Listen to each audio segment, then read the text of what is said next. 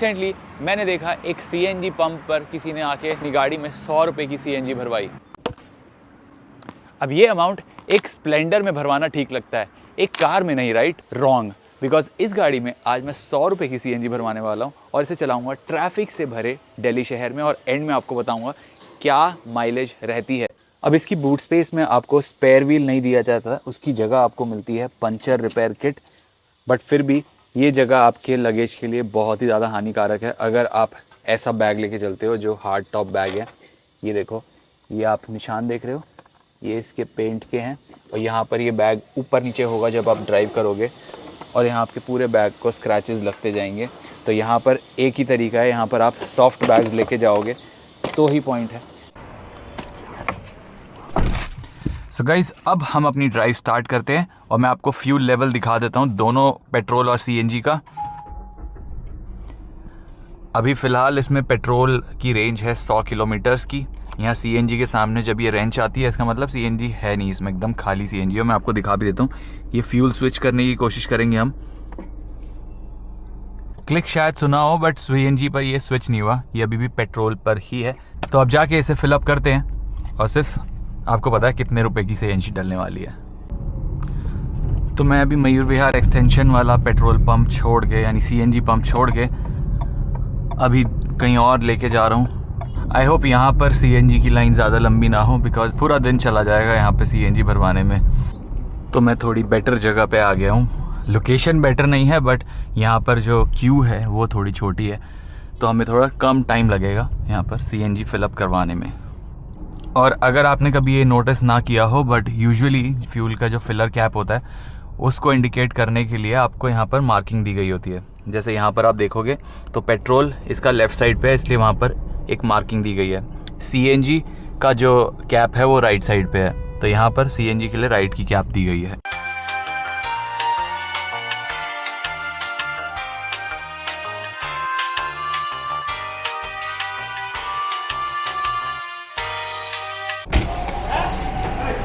सामने वाली गाड़ी को थोड़ा टाइम लग रहा है बिकॉज रेट्रोफिटेड सीएनजी है उसमें, तो उसको बोनेट ओपन करके उसको फिलअप करवाना पड़ता है। जो फैक्ट्री फिटेड होती हैं गाड़ियाँ उनमें आपको पीछे ही मिल जाता है आपका सीएनजी का नोज़ल, तो एक कन्वीनियंस तो एटलीस्ट मिलती है वहाँ पे।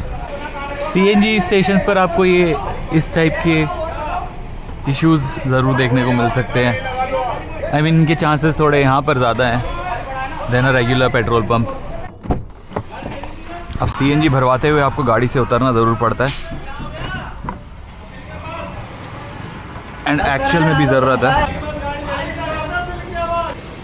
स्विफ्ट सीएनजी में ये पहली बार आया है नोज़ल कवर।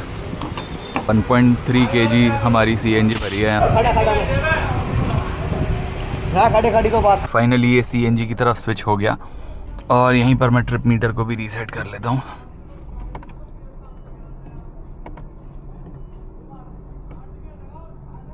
इसको हमने कर दिया 0, and now we start moving.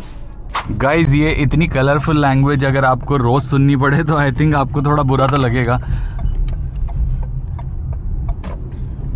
भाई स्विफ्ट का टर्निंग रेडियस बहुत छोटा है, बहुत ही छोटे से टर्न में मुड़ गई गाड़ी। That's a very nice thing about this car. It's actually swift when it comes to the city.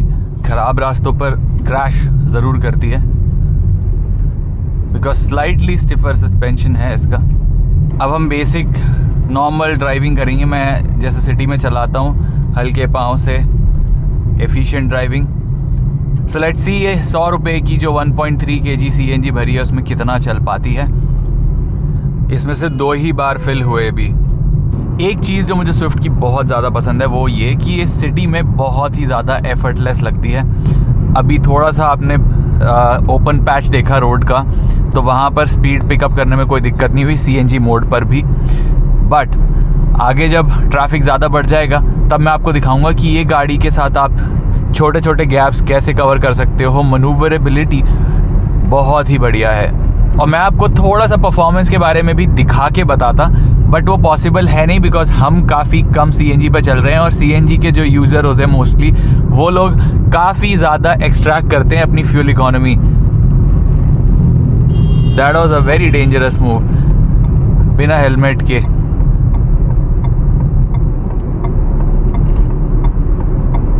और अब ये कॉर्नर भी आ गया, तो यहाँ पर भी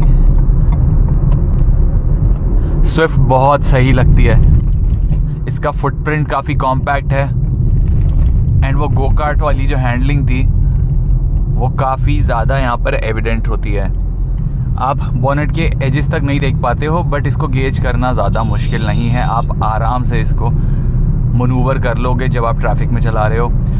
और बेस्ट पार्ट ये है कि इसके जो कंट्रोल्स हैं वो सब काफ़ी लाइट है, तो प्रोलॉन्ग्ड जब यूजेज होगा या फिर आप जब ऑफिस से थक हार के अपने घर जाने के लिए निकलोगे ट्रैफिक में, तो आपको इस गाड़ी में प्रॉब्लम नहीं होगी कि आपको एफर्ट देना पड़ रहा है इसको ऑपरेट करने में। इसका जो क्लच है उसका एक्शन भी काफ़ी लाइट है, और ये जो गियर शिफ्ट है इसके थ्रोज भी काफ़ी शॉर्ट हैं और काफ़ी क्रिस्प हैं, तो यहाँ पर आपको एफर्ट देना नहीं पड़ता है। तो यहाँ पर मारुति की जो CNG गाड़ियाँ हैं ना वो काफ़ी सीमलेसली चलती हैं, उनमें CNG वाली फील भी आपको खास पता नहीं लगती है। तो क्लेवरली पैकेज्ड गाड़ियाँ तो डेफिनेटली होती हैं मारुति की।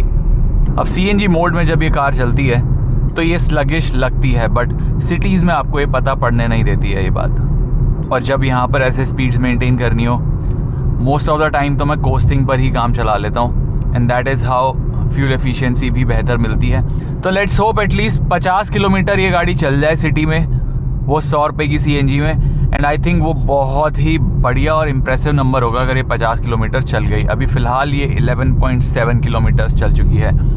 एक ही तरीका है जिससे इसकी जो फ्यूल एफिशिएंसी है वो मैक्सिमम मैं इंश्योर कर सकता हूँ, वो ये कि मैं जो सिटी वाली स्पीड लिमिट्स हैं उस पर चलाऊँ। अभी 60 पे चला रहा हूँ और आप देखो वहाँ पर भी 60 लिखा हुआ है। सामने रोड थोड़ी खाली है, but I am not speeding because speed limit पर हम चला ही रहे हैं। एंड ओवरटेकिंग लेन को यूजुअली फास्ट लेन भी कहा जाता है, बट यहाँ पर फास्टेस्ट लेन कोई भी नहीं होती है, सारी ही स्लो लेन होती हैं।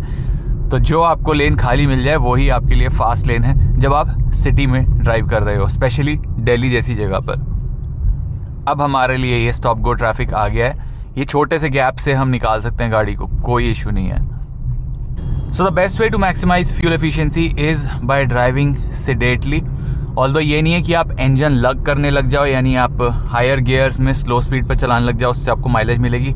एक्चुअली आप कुछ ज़्यादा ही प्रेशर डाल रहे होगे अपनी क्लच प्लेट वगैरह पर, जिससे आपका लॉन्ग रन में खर्चा काफ़ी ज़्यादा बढ़ जाएगा। इन स्पीड्स पर आपको एनीवे खास एक्सेलरेट करने की ज़रूरत नहीं है ये स्पीड्स मेंटेन करने के लिए।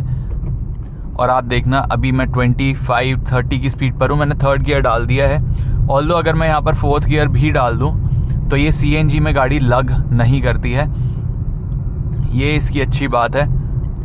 तो आपको कॉन्स्टेंटली अगर आपको कन्वीनियंस चाहिए तो आपको गियर चेंज नहीं करने पड़ते हैं।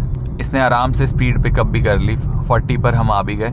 अभी मेरा फ़िलहाल मोमेंटम बना हुआ था, अब मोमेंटम टूट गया, तो अब मैं यहाँ पर फर्स्ट गियर में ही गाड़ी को पिकअप लूँगा। यहाँ से एकदम क्लियर व्यू है, यहाँ पर आपको ORVM से अच्छा खासा व्यू मिल जाता है, वहाँ वाला ORVM भी आपको बढ़िया व्यू देता है, तो विजिबिलिटी का कोई इशू है नहीं।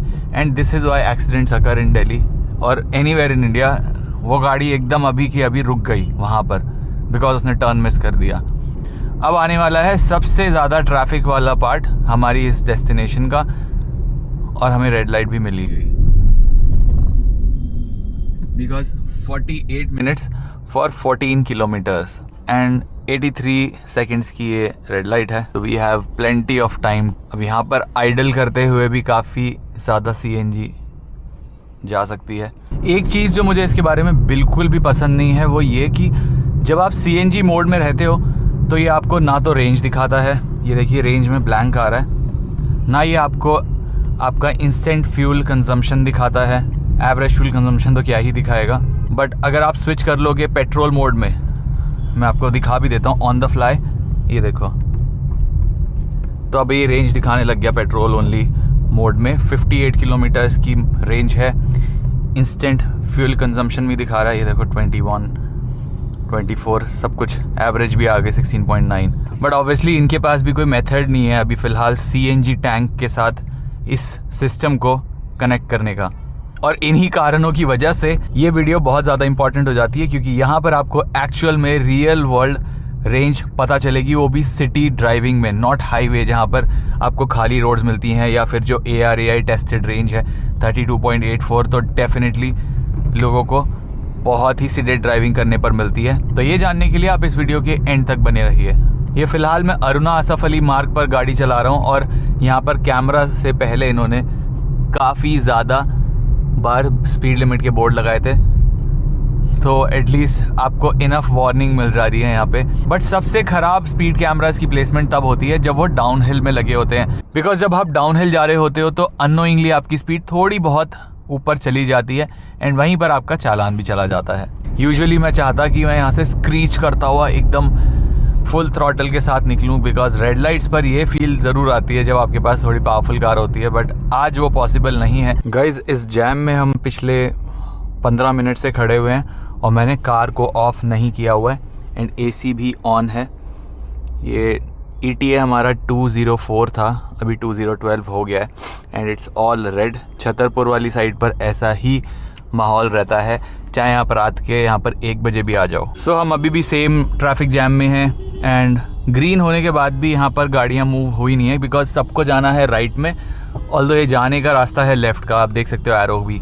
That is why traffic jams exist. So guys, car अभी 26.2 किलोमीटर्स एकदम ट्रैफिक जैम में चल चुकी है और लो फ्यूल की वार्निंग ऑलरेडी आ गई। वो देखिए CNG वाले पंप को हाईलाइट कर दिया इन्होंने। आपने नोटिस किया होगा मैंने अब तक हॉर्न नहीं बजाया है, बिकॉज उससे कुछ फ़ायदा होता भी नहीं है, because everyone is at the mercy of traffic, और ट्रैफिक को कोई कंट्रोल नहीं कर सकता except obviously traffic police and policy makers, जो वैसे करते हैं नहीं खास तरीके से। सो हॉर्न बजाने वाली पॉइंटलेस एक्सरसाइज से बचें। फॉर एग्जांपल मैं आपको दिखाता हूँ, अराउंड 60-63 डेसिबल का यहाँ पर शोर है इस गाड़ी के अंदर, और जैसे ही मैं विंडो ओपन करूँगा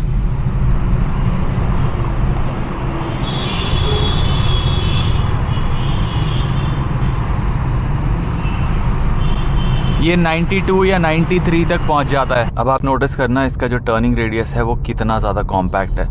यहाँ पर एक वैगनर है और यहाँ पर एक स्कूटी, इनके बीच में से मैं बहुत आराम से निकाल लूँगा गाड़ी को, अगर सामने वाली गाड़ी आनी बंद होंगी तो। I think now is the time. और कार उस लेन में नहीं, इस लेन में मुड़ी। अब सिटी ड्राइविंग का असली मतलब ये नहीं है कि आप आर्टीरियल रोड्स या फिर फ्लाईओवर्स और रिंग रोड्स पर चला के गाड़ी की सिटी ड्राइविंग एबिलिटी जज कर लें।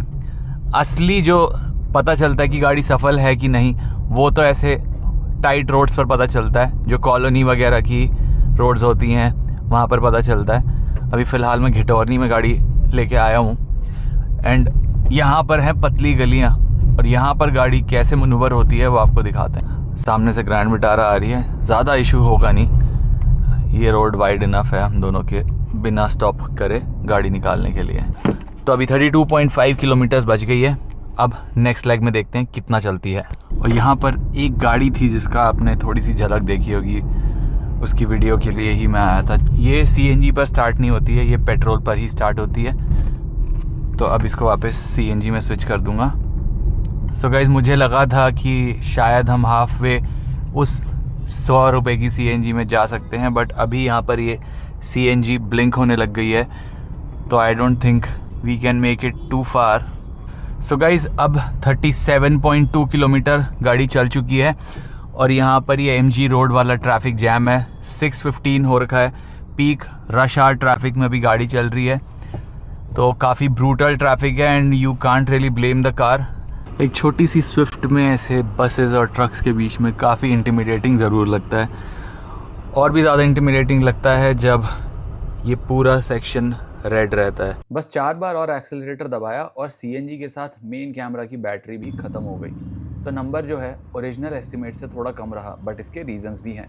2.5 रुपये पर किलोमीटर पड़ा मुझे एंड बहुत ही अच्छा नंबर है गिवन दैट हम पीक रश आवर ट्रैफिक में गाड़ी चला रहे थे।